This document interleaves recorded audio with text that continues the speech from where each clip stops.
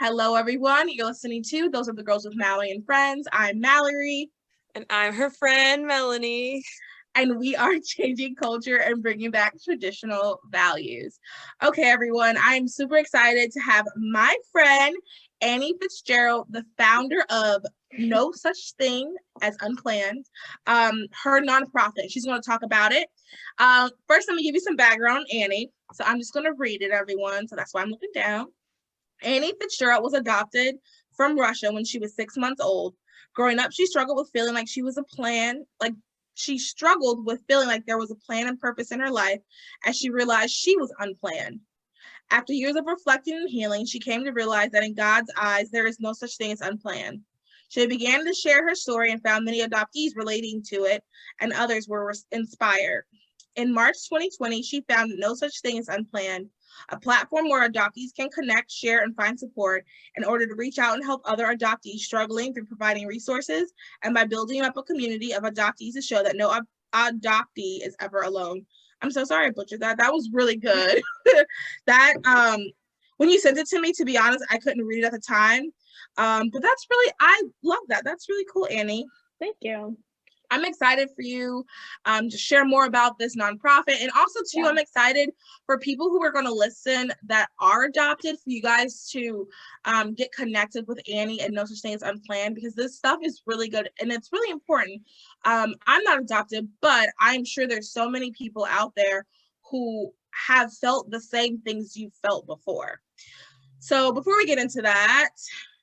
Yeah, this is also really good, too, if you are a parent of an adoptee, or if you're planning to adopt. Like I hope to adopt one day, so it's so good too to hear the perspective of an adoptee. Yeah. Okay, Melody, go ahead. So Annie, kicking it off. I thought you were gonna throw something in there, Mallory. Okay, kicking it off. Tell us a little bit about yourself. What are your hobbies? What do you like to do? I want to get to know Annie. Yeah, I'm a 19-year-old college student. I'm at Benedictine College, where I study theology. Nice. Yeah, so kind of just my favorite thing, and some political science is always thrown in there because I can't help myself. But you know, when I'm at school, I'm hanging out with people. I'm constantly doing things in different clubs. Our prolife club is awesome. We have so many clubs at Benedictine, and I know this isn't about my college. I just love it so much, but I'm running usually from thing to thing. I always love doing one-on-ones with people. I love getting to know people in relationships. So I always have coffee or lunch with somebody. You know, my downtime, I try to go to mass as much as I can and adoration, but for the most part, I am doing a lot of pro-life work or nonprofit work. It's kind of just consumed me this past year. So really quick, is Franciscan College the same thing as Benedictine College? Or are those two separate colleges? They're separate colleges, yeah. Okay, okay. I, for whatever reason, thought it was like Franciscan Benedictine, but that doesn't make sense now that I'm saying it out loud. I think there's kind of like a competition. There's a little bit of Franciscan, no, Benedictine. Okay. Well, look at this. I have a friend. I think she's going to Franciscan. I don't know if she'll listen to this. It sounds like she should be going to Benedictine, if I'm hearing correctly. I think she should come over. It's not too late. But yeah, so I totally relate to a lot of hobbies and things like that, just being around like pro-life, political. Currently I'm off of all dating apps. I'm taking a break again. And whenever people are like, oh, yeah. Anyway, whenever people are like, oh, what hobbies do you have? I'm like always fumbling like, oh, what hobbies do I have? Because like if I don't come home to do a podcast, I'm at a political event. So it is hard to find a balance, especially when this is your passion. I think it's important to find it. I don't want to be this way, but I'll admit sometimes I'm like, oh, what do I like? I like laying down and watching a movie, but that's not a hobby. Yeah, I think like the question of like what do you like to do? I feel like is really rooted in like our identity. Like, who are you? Okay, and so as Christians, of course, our identity is founded in Christ, but then it's like, of course, that's like not the answer people are wanting to hear. So I feel similarly of like, what do I do? And so I think of the things that I like. And I like to dance. Like when I get to go out to dance or when I get to go to a party, like I like to do that. So I say, okay, well, I like to dance. I have a dog. Pause really quick. Do you go line dancing, like cowboy line dancing? Sometimes, yeah. Okay, wow, I would love to see that. Yeah, two-stepping. Yeah. What are your views on swing dancing? I like swing dancing. Okay, I've done it a few times. I feel like the thing that's most prominent here in Texas is the two-step. Okay. A lot of two-stepping and Latin dancing. So I do swing dance from time to time. Anyways, but that's just an example of like, I like to swing dance as like a hobby, or reading, listening to podcasts. I just think like it's so important to take a mental break from pro-life world, political world, because it can drain you and you can feel burnout, and you need that mental break. And also too, there's just a huge spiritual battle. As we know, as Christians, that our battle is not against flesh and blood, but against the principalities, the invisible things that we can't see, these evil powers. And so that's why I try to be intentional in like making time to roller skate or watch the next horror movie that came out, because I need that like time away from pro-life. Yeah. Mallory, you had a strong reaction. Well, you said horror movie, and I don't know, that doesn't sound relaxing to me, but to each their own, I guess. It's your hobby, not my hobby. But no, you're totally right. I was having a conversation with one of my friends about this. We both do pro-life activism, but she's way, like, it's her job, she's way more involved in it than I am. We were just talking about like spiritually, like so we went to Love Life. If anybody saw, we went to Love Life. You guys will be listening to this episode a week after it was recorded, so 2 weeks from when you are listening to it, and it felt like extra heavy than it's ever felt before. And I was legitimately sitting there like tearing up while we were praying, and I was like, wow, I've never, like, you know, I get emotional, but not like I'm like wiping tears. It just felt extra heavy. And we were just talking about like how we gotta take breaks because it's spiritual. It's a spiritual battle, and we need to be building ourselves up. And I mean, how often do we get into the word? And I know that I've been slacking a little bit these past couple of weeks just from like just from like personal stuff going on. I've just been slacking. But I mean, honestly, when you are ingrained in these things, we have to take breaks, and we have to make sure we're building ourselves up in the word too, especially with all the heavy stuff that you're probably dealing with, Annie, when you talk to different people. So can you tell us a little bit about why you started this?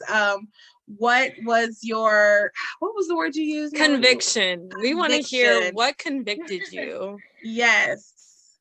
Yeah, so many things. I think the main thing was, as an adoptee, I just didn't have a community. Growing up, I remember like starting to get into adoption and look into it, and I would look it up, and they would always be the adoptive parents talking, and they would like share their kids' stories. And I was like, okay, whatever. And as I got older, especially with Instagram and Facebook, communities can really come together on social media. And so I got into the adoption community there, and it was kind of the same thing. And I saw adoptive parents. I saw two sides. I saw the adoptive parents being like, look at my perfect family of adopted children and my white couch with the perfect everything. And then I would see the other side of like what I call the angry adoptees, where their adopted families maybe weren't the best, or they really did struggle with adoption, which is common, but didn't learn how to handle it the right way, or didn't have that support they needed. And so they're very angry and almost anti-adoption to an extent. And so I just saw these two sides, and I was like, okay, I like there's elements of truth, but neither one of them is the truth. And so I began to share my story of that adoption is traumatic and difficult, and not fun at times, but it's really beautiful. And many of the opportunities that I have in my own life, I wouldn't have if I wasn't adopted. And so I kind of shared that perspective, and people really liked it, especially on my Instagram. I still get messages to this day of adoptive parents or other adoptees saying like, thank you so much. Like, I've been looking for someone who shares this view with me. And so that was kind of one reason. The second reason was just sharing my story, kind of like what my bio says. A lot of people really liked it. The first time I shared it was at a high school pro-life retreat, which was really awesome. I had never, and the funny thing is I had never told anyone I was adopted until like a week before then. So that was like coming out. Whoa. Like, I'm adopted. 0 to 100 real quick. Okay, wait, pause. I have a couple questions really quick. So did you know did your parents tell you at birth? Yeah. Well, not at birth, I guess, because you probably wouldn't have understood it, but your parents, you've known your whole life that you were adopted. Yeah, okay. My parents did a great job. I've always known I was adopted. That was never ever a question. Yeah. It was never, like something that was like I was ashamed of. And I still remember being really young and asking questions and things. So at home, it was always good, but going out to like school and stuff and seeing some of my friends look just like their mom or just like their dad would kind of get me. And I'd be like, what the heck is wrong here? And so there's just a lot of difficulties in that like identity. And so that was huge for me. And so through that, I had to like do a lot of healing and stuff. And then once I did, I was really able to share my story and kind of go full force with it. But yeah. Do you have any siblings? I feel like I should know this. Biological and adopted, no. Okay. Oh, biological or adopted? Yeah, neither. Okay. Yeah. You're just Annie. Okay. I'm just Annie, yeah. That's cool though. And then so you do you have cousins? I'm gonna assume. Okay. Yeah. So how do your cousins, I guess extended family, how do everybody treat you like you're part of the family? Did you ever feel like you were excluded in any way? Yeah, so the fun thing is that growing up, I just didn't even think about being adopted very often. Oh, good. There's definitely moments that it came, Yeah. I think that's normal, but with my extended family, like I was a part of the family and whatever. Perfect. And they would tell me stories. They'd be like, oh, when we came to meet you at the airport for the first time or this or that, but it was never like, oh, she's different. Like I grew up just like anybody else and like they're my family and that's that, there was never any like discrimination or difficulty. I know someone through social media that was telling me a little bit about their story, and it's so sad. Their grandparents would be like, okay, now just a picture with the bio kids. Yeah, isn't that awful? Oh my God. So then they stopped visiting. Yeah, and they stopped visiting. Yeah. It's so sad. Yeah, it was sad. Yeah. And she doesn't have Instagram anymore. Not because of that. I forgot why, but like I don't talk to her anymore. But when she told me that, I was like, oh, that is the saddest thing. But her parents were like, you know what? Let's just, after a while, they're like, there's no reason. We can't pretend to be nice to these people. So they just stopped visiting her grandparents. But yeah, sad. Jeez. But that's good though. That's common though. Or used to be. I think that was also part of like the taboo of adoption is like that person's different. And I think now the adoption community has broken so many barriers. I've seen so much with birth parents and adoptive parents having open relationships and stuff, which is so great for the kids. Can you explain that really quick? Can you explain like an open and closed adoption? Yeah, so I have a closed adoption. So what that basically means is that I have no contact with my birth parents, and I most likely never will, especially since my adoption was 19 years ago in a different country where it was really, really taboo. But a closed adoption is that there's usually no communication between the families. Every now and then when an adoptee turns 18, that can get changed. I've seen that happen before, but it's usually within the States. And open adoption is becoming a lot more popular and there's more positive benefits from it, from what people have seen and researched. But that's where the adoptive family get to have a relationship with the birth mom or birth parents. So that adoptee gets to grow up kind of knowing a little bit more about their identity, who they are, where they came from. They'll have access to their medical records and really get to have that relationship and not have to kind of have those questions of like, who am I? Who were they? Why did they, place me for adoption? It's very much, it's helpful for closure and healing and health altogether. That's good. Okay, so you can continue your story. I forgot what you were stay, but I do you think I was remember? about sharing it for the first time. So yes. Oh yeah. so I totally forgot. Sorry, I had left off. so many questions. Let's hear it. But anyway, from there, that story is kind of what got me on fire for actually the pro-life movement. And so from there, I was just like, okay, I want to do more with this movement. And so I went ahead and got involved with Students for Life at the end of my senior year. I called a few people, introduced myself. They're like, apply for this fellowship thing. I was like, sure, awesome, we'll do it. So I got that, and then I started going on these door knocking deployments where I met a bunch of people. I met Melanie there. It was really, really crazy and kind of fun. I was just traveling to different cities all summer, and then even throughout my first semester in college, just doing a lot of pro-life work there, constantly in our pro-life club. But also that space of the pro-life movement allowed me to share my story even more. And then also I had been so open about it. My Instagram turned into like an adoption page to an extent that people at Students for Life and on my college campus knew I was adopted, knew I was open about it. And so people in both realms actually would come to me and be like, hey, I'm adopted, can we talk? And so I got to start connecting with people one-on-one, which is super cool. I got coffee dates with people, and not just adoptees, but people who had like adopted siblings as well, which was really cool to hear like these different perspectives, and everyone had different backgrounds, very different stories and things. So it was really eye-opening. But what was really eye-opening was, despite how different each experience and background and thoughts on adoption were, a lot of people had like a lot of adoptees had the same struggles.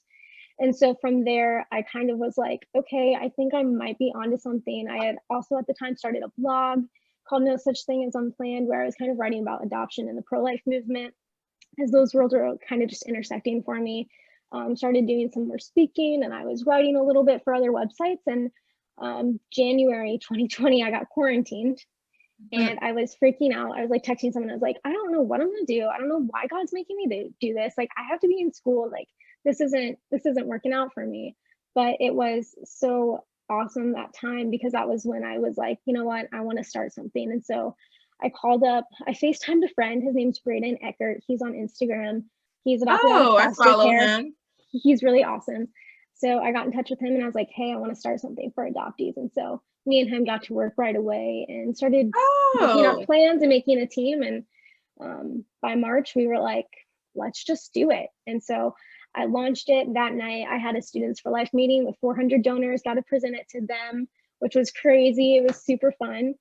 So they all got to hear it, and then I just started going with it. And now each month we promote new things. We're launching new stuff and expanding. So that's kind of where we're at right now with it. That's amazing. Yes. We both reacted, as you can see. If you're watching, if you are listening, you might not have heard that. I didn't know the thing about the donors. That's amazing. Whoa. That is amazing. Yeah, it was crazy. And two things, and then I have one thing, then I have a question.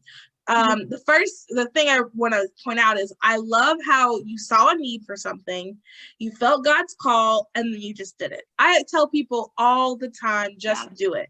If you everyone listening right now, if you ever want to ask me, should you do X, Y, and Z, I'm gonna tell you to just do it. Like, there's nothing it doesn't hurt anybody, just do it. Like, if you have the idea, just do it. Like, don't hesitate, just do it. I mean, obviously put forth your best effort, like you said, you did your research, but you do that and then you just put it out there. And exactly. And the whole goal of all of this stuff is to help at least one person and to bring glory to God. And if you do that, if you don't ever become, for example, those other girls, I honestly, if I'm being honest with you, I'd love to be up there on the top charts and have conferences and our magazine go wild and oh my God, those other girls are so great. I would love that. But if that doesn't happen, it's okay, because I know from people reaching out, I know that I've touched people. I know that the message has resonated with people, and I know that God is being glorified from some of the comments of people who listen, and some people who aren't even consider themselves Christian listen and are taking it in. So I mean, that's the purpose of the reason why you do these things. So as long as one person builds something, that's all that matters. Okay, just my comment on that. So really quick, you said some of the common struggles. Can you give us 3 common struggles that adoptees go through? Yeah, I think 3 common. I think the biggest one is just self-identity. Who am I? Where am I from? What does this mean about me? What does this say about me? I think that's a huge thing. I know for myself, not only myself, but so many other people, they were like, is there something wrong with me? There's that just kind of wound of rejection. And so I think that's just a huge struggle. Another one would probably being like, because of that wound of rejection, feeling accepted. So you have that first like initial rejection, and then from there you're like, okay, well, I don't want to be rejected again. So you reject other people, maybe, you don't know how everyone acts different, but you might reject other people, and then you just don't feel accepted, or you might not feel, if you are adopted from another country or you're another race in your adopted family, you might just feel different. That one's really common. I would say that's the second one. I've heard that from a lot of people. And then I would say like a third struggle is just like wanting to know, but not being able to know, especially for closed adoptions. I would say not knowing your medical history is really big for me. I don't know my medical history, so I hate going to the doctor's office sometimes and being like, I'm adopted, I don't know. So that one's probably a big one. Yeah, I can't even imagine. I'm just thinking about like how middle school, I mean, I struggled with identity just because I was different. I can't imagine also having the other, having something else to have added to that. I mean, what I struggle with probably is nothing compared to what adoptees struggled with, but I'm just thinking like, dang, that, and I thought, I spent a lot of time crying. I can't imagine how it is for people that are struggling. So what are some solutions, do you think? Yeah, I would say like a solution is, okay, first, like I'm a huge person for this, go to counseling. Find someone who is like an adoption counselor. The beauty of my nonprofit, No Such Thing As Unplanned, if you go to our website, nosuchthingasunplanned.org, we actually have resources where we have a therapist directory where you can find counselors and therapists throughout the entire country. So we have that for you if you need and they're therapists who specialize like in adoptees. Oh, that's good. That's so interesting, because as you're talking and saying these unique things that adoptees experience, like what I was thinking was there needs to be a field of like psychology, a field like studying that. So I'm so glad that already exists. Yeah, so we have that. And so we have like therapists and counselors who are trained in like adoption and attachment issues, and even like I have foster care on there too for foster youth. So that is all on there. So I would say counseling is a huge thing. I would also say try and find some adoptees in your community. It can be hard sometimes. I didn't know anyone who was adopted until I gave my first talk, and then I had like 10 friends who I found out were adopted, and we were like, okay, adoptee gang, and so we all ended up being good friends after that. Gang. Yeah, literally, that's what we did. We called it adoptee gang. It was so funny. But so wait, so pause. Okay, wait, pause 2 seconds. So they didn't tell you that they were adopted either. No, I think I knew some people were adopted, but not everyone was at the same level. Not everyone was open about it. But I found that when one person's vulnerable, it allows other people to be vulnerable. And that's kind of what happened. So I remember, Sorry, really quick. Okay, so when you guys all found out that you were adopted, was it kind of just like, why weren't people talking about it? Just because it was kind of taboo? Yeah, that's my same question is why, what is the reasoning or like the thought process of why an adoptee wouldn't share that openly? I think sometimes it's just irrelevant. Like I know many adoptees are like, I'm adopted, but it like doesn't impact me a lot. For other people, it can be a really, really deep struggle, and it's something that they're just not ready to deal with. Like me, I was that way for 15, 16 years. I just like, I wouldn't talk about it. I'd have people be like, okay, like something about adoption would come up, and they'd look at me and I'd just be like, no, like we're just not going there, So there's that. There's just a lot of struggle with it, especially if there's struggle with the adoptive family, whatever that may be. So people can be ashamed of it, but I think for the group that I was with, the people I was with, I just didn't know they were adopted. Like it just wasn't a big deal. And then I opened up and they were like, wait, I'm adopted too. Let's talk about this. Let's talk about some of these struggles we have. And it was just kind of just a connection, but something that I don't think anybody was ashamed. If they were, they wouldn't have said anything, So it was just kind of being that first person to say something, and then everyone being like, okay, let's be friends. Let's connect. Because I remember the first time I shared it, I think it was before I shared it or after, but one of the girls at the retreat was also adopted, and I told her I was giving this talk, and she got super excited about it. And we actually had a deeper conversation at the retreat just about like our adoption stories and stuff. And so we got to share, but she had already been open about it. We just never talked about it because it was irrelevant. Okay. And I guess that makes a lot of sense. My cousin's adopted, and he lived in the same city as me, and we're the same age, and he was in the same city as me for the 5th grade, and we were in the same class and everything, and it just never came up because he also looks like my uncle too, which is very interesting. He actually like looks like he's biologically related to us. So and I'm thinking about like some of the people in my high school that were adopted. It was an interracial adoption. So it was kind of like, this is a little bit more obvious. So it just never came. Yeah. And I remember I said something to somebody a couple of years ago about my cousin being adopted. I don't even know how we got on the topic. And they're like, oh, he was adopted. And I was like, oh yeah, I guess. It just never came up. So I guess that makes sense.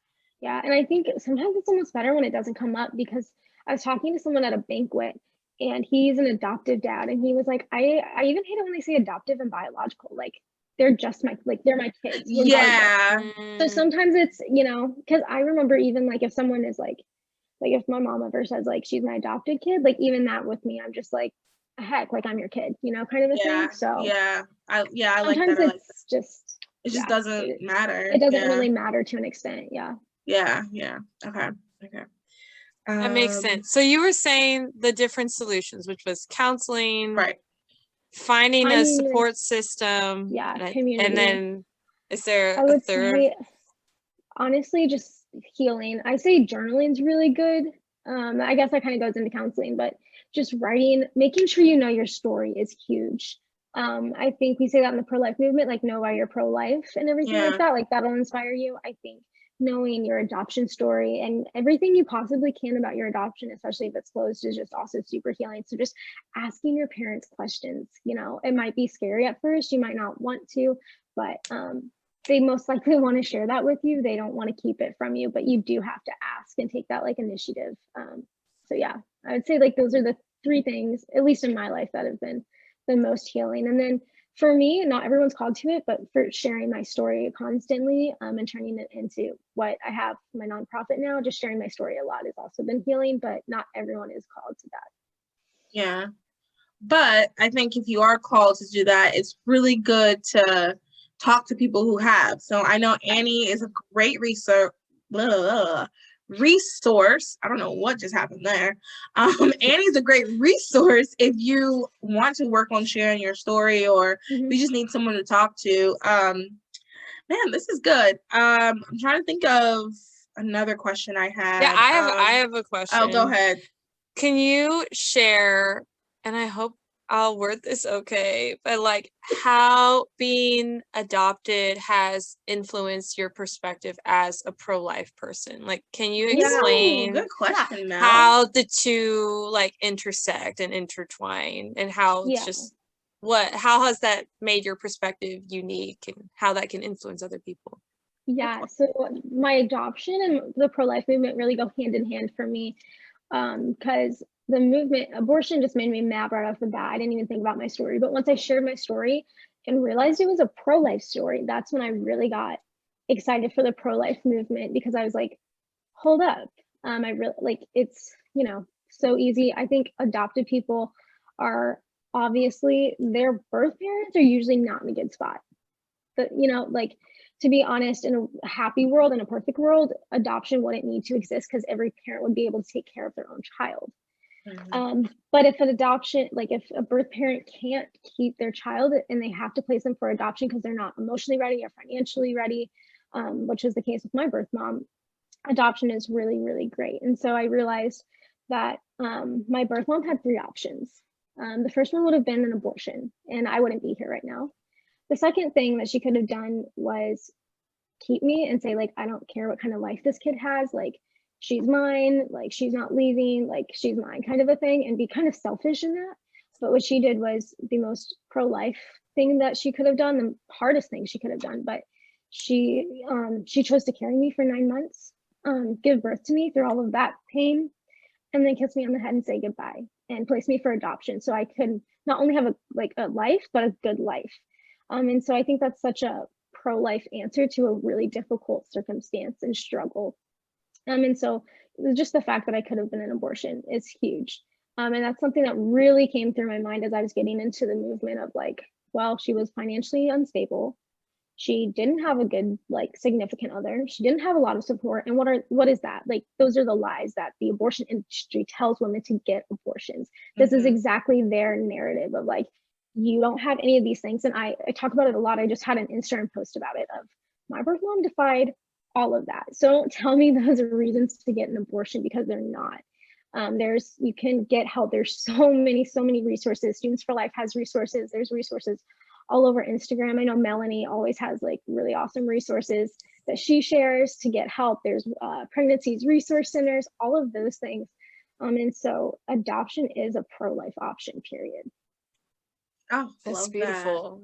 That. And I have a follow-up question. I want to hear about, how does your experience as an adoptee intertwine with your Christian faith? How has that, influenced your relationship with Christ?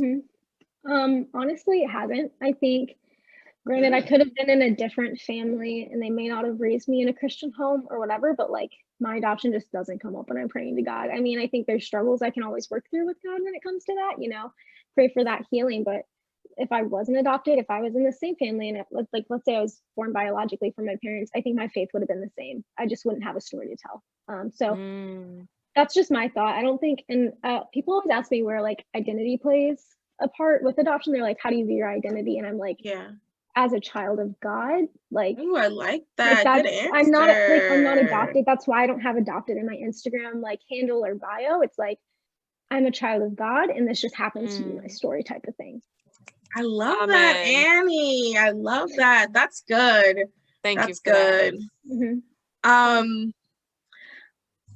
What can we do as pro-lifers to help adoptees or to help the adoption industry? Well, I don't know if that's what you get into, but what can we do? Like, people listening, I know if I was listening to this episode, I'd be like, all right, what do I do next? Like, how do we help people? I would say the main thing you can do is listen and support.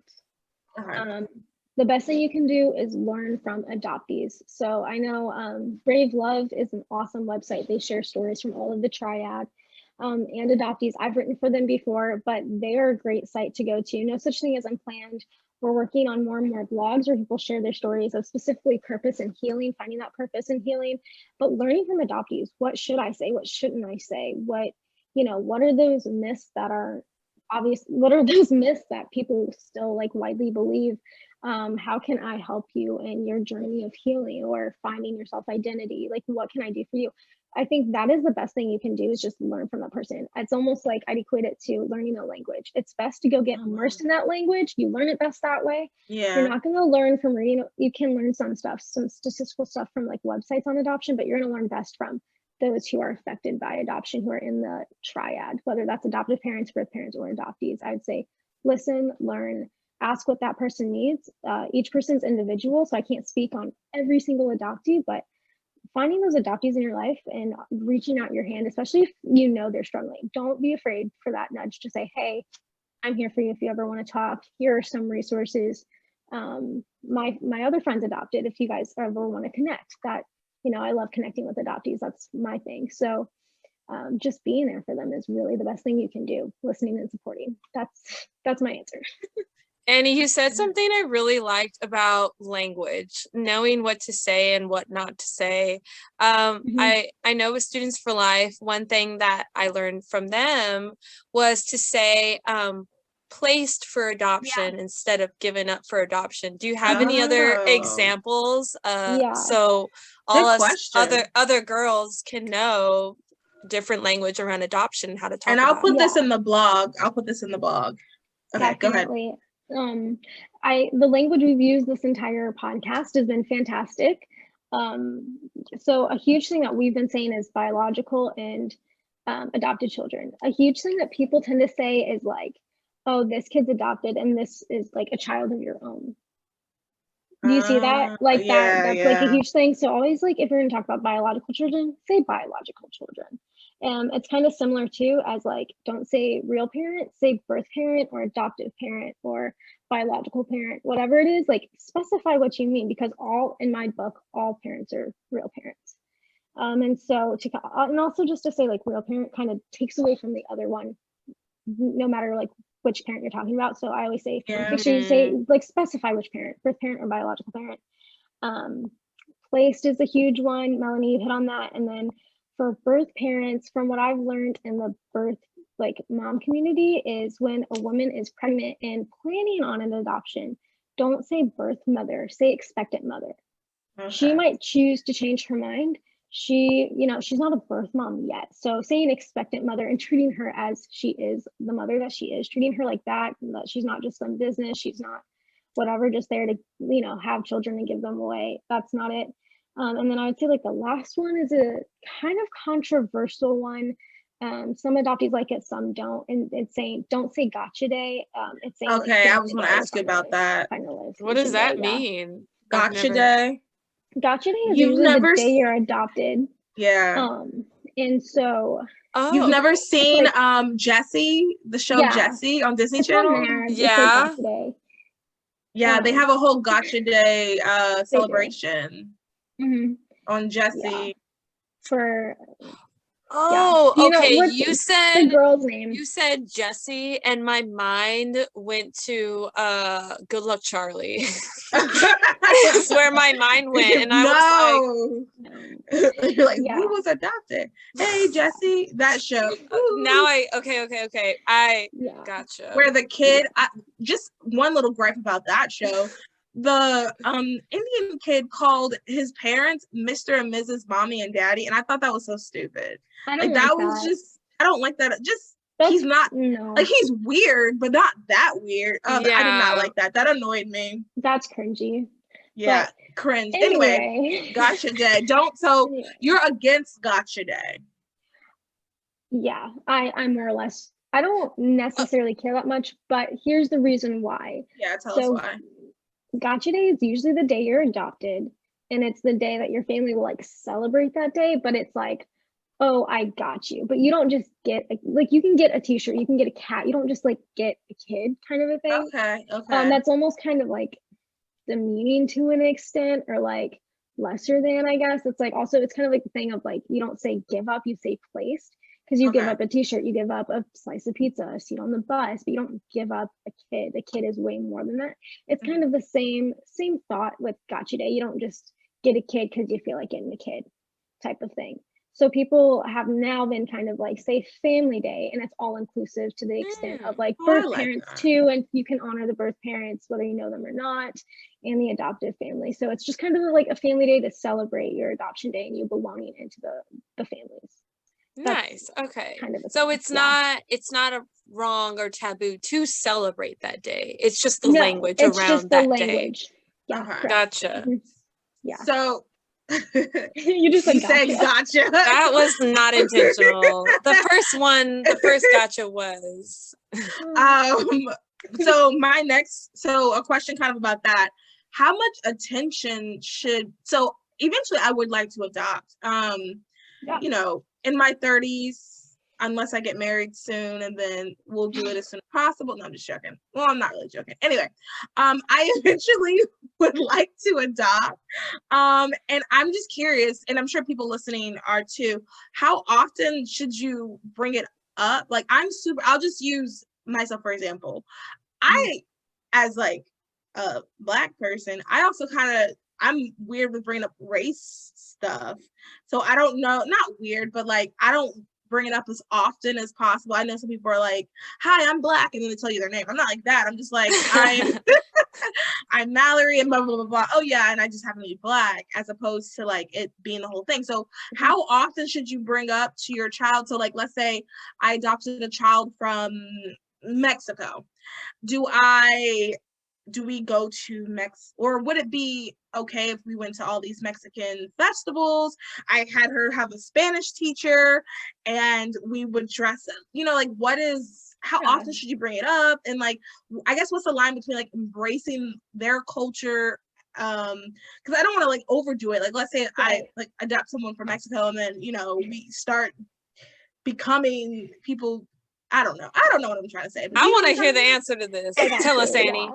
Yeah, I think there's a balance. I think obviously if you have like little ones that you've adopted, whether baby, toddlers, letting them know their story is so important.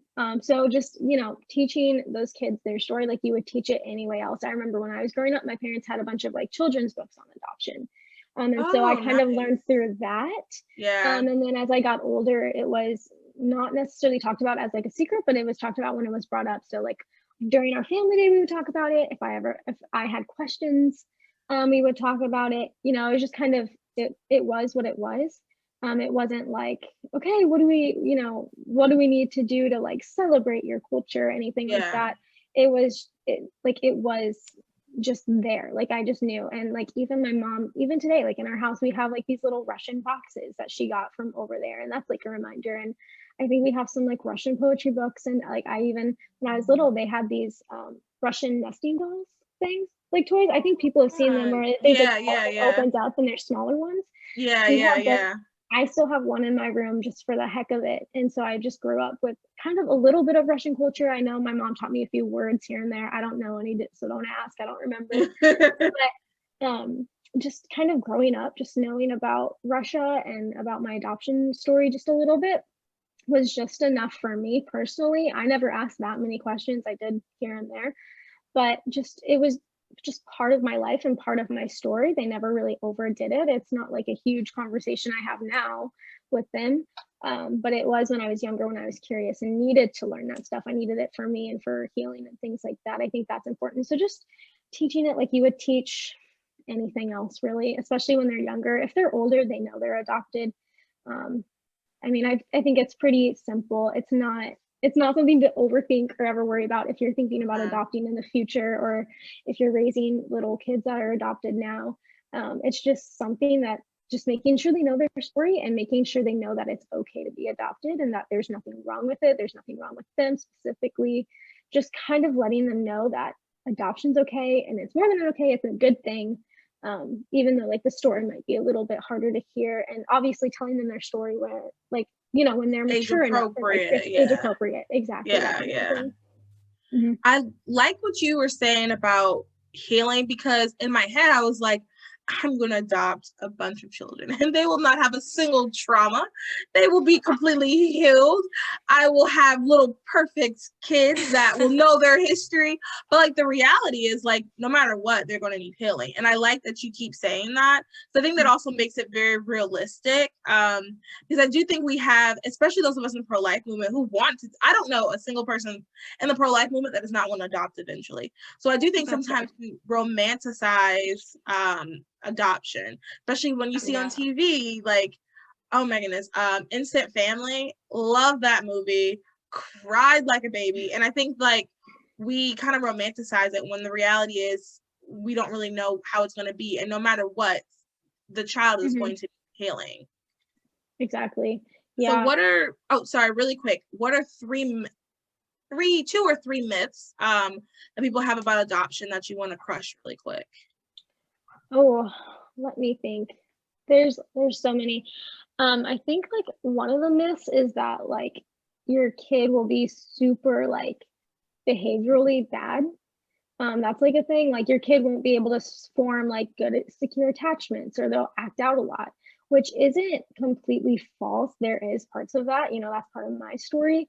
But any adopted kid is capable of having those attachments. It's just all about how you go through it and go with it, and how you raise your kids and what you tell them. I think that's important. But I know like there used to be at least this myth of like all adopted kids are just like terrible, they're delinquents, they're not, they're just not functional, kind of a thing.